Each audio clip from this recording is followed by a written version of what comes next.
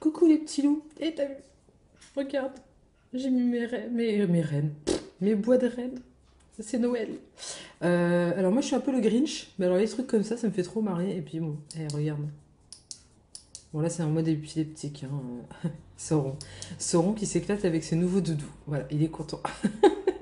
Donc si t'entends Pout dans la vidéo, je suis désolée d'avance, mais voilà, il est à fond. Il vient juste de les recevoir, alors quand c'est comme ça en général, tu peux... Voilà.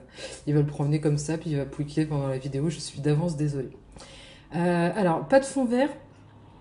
Je vois déjà les coms des filles. T'as pas mis le fond vert, etc. Non, c'est-à-dire que vous me manquiez. J'avais envie de faire une vidéo chronique en continuant avec mes coups de cœur livresques déjà chroniqués en écrit. Et j'avais vraiment envie d'en faire une, seulement je suis depuis une semaine en mode fièvre, etc. Et donc du coup, euh, ça va faire la grosse feignasse de dire ça, mais ben, pas du tout la force de sortir le fond vert et de faire le montage, etc. Je le ferai de toute façon, à savoir que je ferai pas de vidéo fond vert à chaque fois. Enfin, c'est parce que c'est énormément de travail de montage notamment. Donc, enfin, si je veux pouvoir chroniquer en vidéo tous les livres que je vais lire et ce que j'aimerais faire vraiment, je pourrais pas à chaque fois faire du fond vert. Par exemple, si je lis une trilogie, je ferai soit une chronique globale des trois, et dans ces cas-là, voilà, mais je préfère faire sur chaque livre. Donc, il y en aura un dans la trilogie, par exemple, qui aura le fond vert et les deux autres non. Enfin, voilà, je vais être obligée de faire des choix et selon aussi les vidéos que je trouve en libre de droit, mais voilà. Vous ne pourrez pas tout avoir une vidéo avec le fond vert parce que bah, j'aimerais bien arriver à écrire, à continuer à lire. Et donc, du coup, voilà. Aujourd'hui, Ena, je suis désolée, mais tu n'auras pas le fond vert sur celui-ci. Malgré que j'ai adoré ce roman, je l'ai dévoré, mais en même temps, c'est pas nouveau, je le dis à chaque fois pour les livres d'Ena, mais je me suis vraiment attachée, notamment à Peluche. Donc c'est Peluche Show édité chez Sharon Kenna Édition, qui fait partie des rares qui ne sont pas dédicacés puisque c'est ma petite soeur qui me l'a offert. Elle me connaît vraiment trop bien. À Noël dernier, donc c'est bien, ça fait un an que je l'ai dans la bibliothèque. Il n'a pas été lu dans la bibliothèque, je l'avais acheté en e-book auparavant et donc du coup comme ça, il n'est pas abîmé. Mais je suis une psychopathe avec mes livres. Enfin bref. Du coup, c'est l'histoire de Lip, Philippe Meyer, en fait, qui est flic, alors un flic un peu spécial. Disons que les conventions, les règles, tout ça, ça le concerne absolument pas. Il fait comme il a envie, un peu. Il déborde souvent les limites, en fait, on va dire, pour être poli. Et donc, il va rencontrer, un peu bizarrement, Peluche. On ne connaît pas son prénom, elle a perdu la mémoire ou en tout cas elle ne veut pas dire qui elle est. Donc c'est Peluche, il l'appelle comme il appelait son chien. Je te lis la quatrième de couverture et puis on en parle après. Alors qu'il enquête sur une sordide affaire de meurtre liée à la mafia irlandaise, Philippe Meyer dit Lip, un capitaine de police arrogant au tempérament volcanique et à la morale scabreuse, ne s'attend pas à trouver au hasard d'une poubelle une jolie jeune femme au sourire rayonnant. Son nom, elle affirme ne pas en avoir. D'où vient-elle? De nulle part. Elle serait un chien errant selon ses propres termes. Et si la situation n'était pas déjà suffisamment étrange, l'inconnu propose un deal au policier. Adopte-moi en tant que ton animal familier et je t'obéirai. Quel mystère se cache derrière cette femme tout droit sortie d'un conte de fées? Une chose est certaine, cette rencontre aura des conséquences aussi inattendues que dangereuses.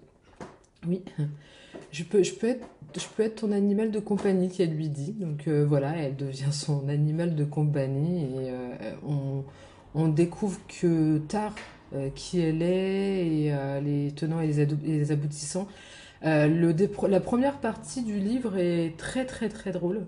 Moi, je me suis marrée, mais il y a des situations absolument rocambolesques, des quiproquos hallucinants, mais alors moi, je me suis payé des barres de rire.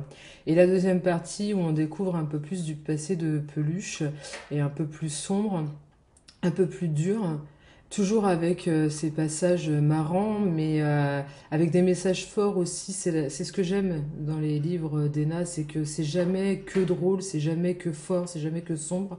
Il y a toujours des passages un peu plus doux, un peu plus dans l'émotion, il y a des passages très durs aussi, des passages extrêmement drôles, mais il y a toujours des messages forts. Et ça, c'est ce que j'aime dans les livres d'Ena. Et c'est valable pour tous ces livres en fait, même ceux qu'on trouve les plus drôles, ceux qui m'ont fait le plus rire, il y a quand même des messages forts d'amitié, de loyauté, d'amour. Voilà, c'est un genre littéraire. Enfin, c'est pas un genre littéraire, c'est juste une littérature, voilà, où elle fait passer énormément de messages. Le livre est disponible sur Amazon et même s'il est en maison d'édition, il est quand même disponible dans l'abonnement Kindle. Il est aussi en e-book broché et en audio. Donc si t'as pas le temps de lire et que tu préfères écouter dans ta voiture, celui-ci est disponible aussi en audio. Euh, Moi, je conseille vraiment ce livre pour une lecture. Si tu aimes les lectures légères qui vont te faire sourire et rire, mais qui a quelque chose quand même de fort derrière, je te conseille ce livre parce qu'il est vraiment, vraiment, vraiment plein bah, de quiproquos, voilà, comme je le disais, hyper drôle. Mais pour autant, c'est pas que ça. Il y a un fond d'histoire qui est quand même assez dur et sombre.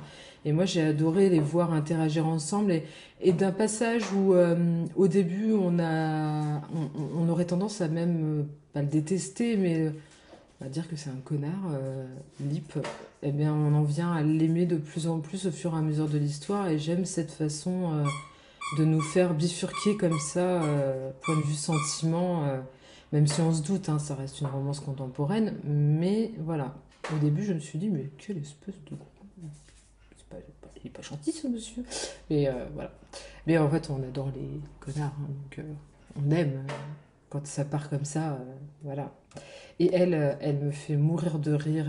Dans ses réactions, elle est juste excellente. Au début, on se demande, on se dit, mais elle est partie où encore la Miss Ena? Et en fait, on se marre. On aime et on en redemande. Je l'ai lu plusieurs fois déjà parce que c'est un livre qui est.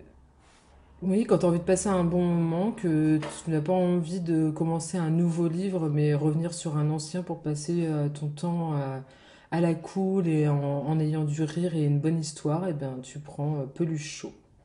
Voilà, n'oublie pas, si tu l'as lu, à mettre les commentaires et les étoiles pour l'auteur. C'est voilà, c'est hyper. Enfin, ouais, je le répète à chaque fois, mais ça reste hyper important, hein, malgré le nombre de fois où je le dis, c'est important. Voilà, je vous fais plein de bisous. Désolée, hein, la vidéo est peut-être un peu. Voilà, mais j'avais envie de la faire. En même temps, c'était peut-être pas la meilleure idée que j'ai eue aujourd'hui. Mais voilà, vous me manquiez, j'avais envie. Je vous fais plein de bisous et je vous dis à la prochaine. Ciao, ciao!